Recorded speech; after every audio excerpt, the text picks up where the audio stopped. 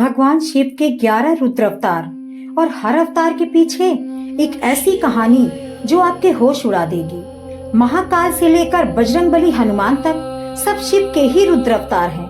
लेकिन जब ये गुस्सा सृष्टि के विनाश पर आता है, तब इसे शांत करने के लिए एक विशेष विधि की शुरुआत हुई, रुद्राभिषेक। ये कब से शुरू हुआ और कैसे ये आपकी सोई हुई किस्मत को जगा सकता है, चलिए देखते हैं आज के ब्लॉग में। एक ऐसा अभिषेक जो त्रेता युग में भगवान राम ने लंका जीतने से पहले किया और द्वापर युग में भगवान कृष्ण ने भी किया। लेकिन क्या आपको पता है कि सृष्टि के सबसे पहले रुद्राभिषेक की शुरुआत कब और किसने की थी? जब समुद्र मंथन से विष निकला था तब, या जब सती के भस्म होने पर रुद्र का तीसरा नेत्र खुला था? आज हम इसी प्राचीन परंपरा को जिएंगे और इसका पूरा सच जानेंगे। तो वीडियो में बने रहिएगा और कमेंट में हर हर महादेव कहना लिखना मत भूलिएगा।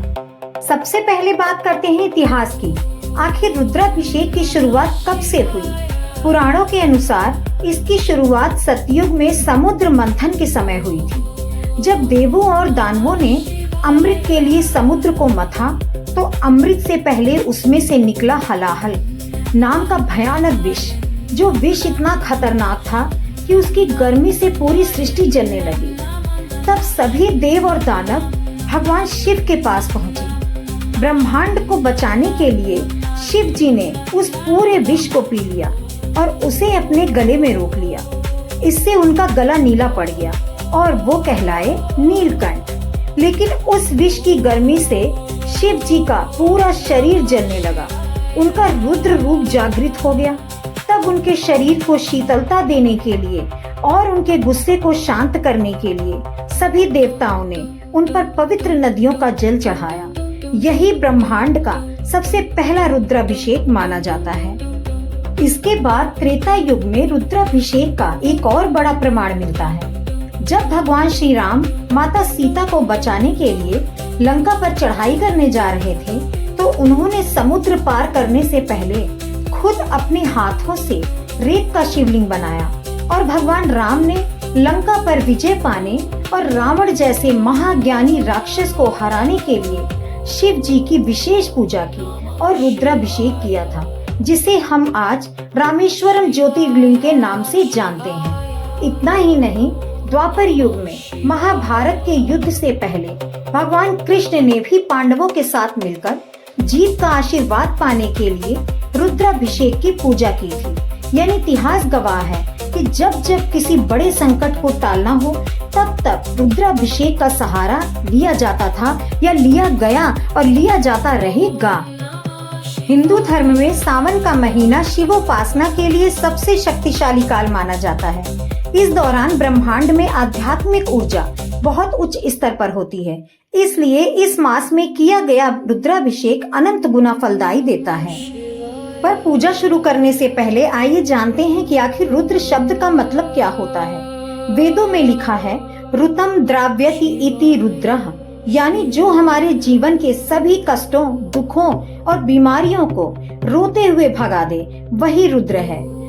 जब माता सती ने यज्ञ की अग्नि में खुद को भस्म कर लिया था, तब शिव जी के गहरे दुख और क्रोध से रुद्र रूप का जन्म हुआ था। वो इतने शक्तिशाली थे कि उनके एक अंश वीरभद्र ने पल भर में सब कुछ तहस नहस कर दिया था। रुद्र का मतलब सिर्फ गुस्सा नहीं, बल्कि बुराई का भी अंत होता है। रुद्राभिषेक करते समय शिव जी के 11 रुद्र अवतारों को ध्यान में रखा जाता है। क्या आप जानते हैं कि शिव जी के ये 11 रूप कौन से हैं? इनमें कपाली, पिंगल, विरूपक्ष, विलोहित, शास्ता, अचपात, अहिर्बुधन्य, शंभु, चंड, भव और कपाली शामिल हैं। ये सभी रूप ब्रह्मांड की अलग अलग शक्तियों को संभालते हैं।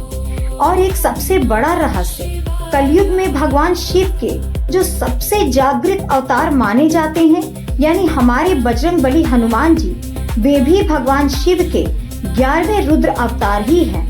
इसलिए जब हम घर पर रुद्राभिषेक करते हैं, तो हनुमान जी की कृपा भी हमें अपने आप ही मिल जाती है। शास्त्रों में लिखा है कि जो इंसान सावन के महीने में या किसी भी शुभ दिन अपने घर पर रुद्राभिषेक करता है, उसके घर की सारी नकारात्मक ऊर्जा यानी निगेटिव एनर्जी हमेशा के लिए खत्म हो जाती है। अगर आपके काम बार बार रुक रहे हैं या घर में कोई बहुत समय से बीमार है तो रुद्राभिषेक का जल और पंचामृत चमत्कारिक असर दिखाता है। आज जब मैं अपने घर में इस मंत्रोच्चार को सुन रही हूँ तो मुझे खुद एक अद्भुत शांति महसूस हो रही है। ऐसा लग रहा है जैसे घर का कोना कोना सकारात्मक ऊर्जा से भर गया है। जरूरी नहीं कि आप किसी बड़े मंदिर में ही जाएं। अगर आप सच्चे मन से घर के एक छोटे से शिवलिंग पर भी यह विधि करते हैं तो महादेव दौड़े चले आते हैं। रुद्राभिषेक करने से साधक के समस्त पाप और कर्म बंध जलकर भस्म हो जाते हैं और अंतर्मन में शुद्ध शिवत्व का उदय होता है। अभिषेक के समय जब गंगा जल और पंचामृत की धारा शिवलिंग पर गिरती है तो यह प्रतीक है कि किस प्रकार शिवलिंग सदा जल से शीतल रहता है। उसी प्रकार हमारा मन भी सांसारिक मोह माया और क्रोध से मुक्त होकर शीतल और शांत हो जाएगा। रुद्राभिषेक में वेद मंत्रों यजुर्वेद के रुद्राष्टाध्यायी का निरंतर पाठ होता है। इन मंत्रों की ध्वनि और कंपन हमारे शरीर के सातों चक्रों को जागृत कर देती है, जिससे सांसारिक और मानसिक तथा शारीरिक तीनों स्तरों पर सकारात्मक ऊर्जा का संचार होता है। शिवलिंग स्वयं निराकार और साकार का मिलन है। रुद्राभिषेक के जरिए भक्त महादेव के रुद्र रूप, जो सृष्टि का कल्याण करने वाले और संहारक दोनों हैं, उनके प्रति पूर्ण समर्पण दिखाता है। सुगंधित चंदन, गुलाब जल और गन्ने के रस से अभिषेक करने से घर में लक्ष्मी जी का वास होता है और दरिद्रता दूर होती है। अब आप इस दृश्य को ध्यान से देखिए। पंडित जी के मंत्र उच्चारण की गति अब तेज हो चुकी है। ओम नमः शिवाय की गूंज से पूरा घर एक मंदिर बन चुका है। भस्म, जो शिव का सबसे प्रिय श्रृंगार है, जब वो शिवलिंग पर लगाया जाता है तो याद दिलाता है कि ये संसार नश्वर है। आखिर में सब मिट्टी है, केवल शिव ही सत्य है। भांग, धतूरा और बेलपत्र जो किसी के लिए व्यर्थ है, वो मेरे भोलेनाथ का सबसे प्रिय है। यह इस बात का सबूत है कि जिसे दुनिया ठुकरा देती है, उसे महादेव अपना लेते हैं। अब वो पल आ चुका है जिसका हम सबको इंतजार था। महादेव का अद्भुत श्रृंगार पूरा हो चुका है। शिवलिंग की दिव्यता देखकर आंखों से आंसू निकल जाएंगे। आरती की थाली तैयार है। कपूर की खुशबू से वातावरण महक उठा है। घंटी और शंख की आवाज पूरे घर में गूंज उठी है। यह सिर्फ एक आवाज नहीं, बल्कि साक्षात महादेव की मौजूदगी का प्रमाण है। इस आरती के पल को ध्यान से देखिए और घर बैठे ही महादेव का आशीर्वाद लीजिए।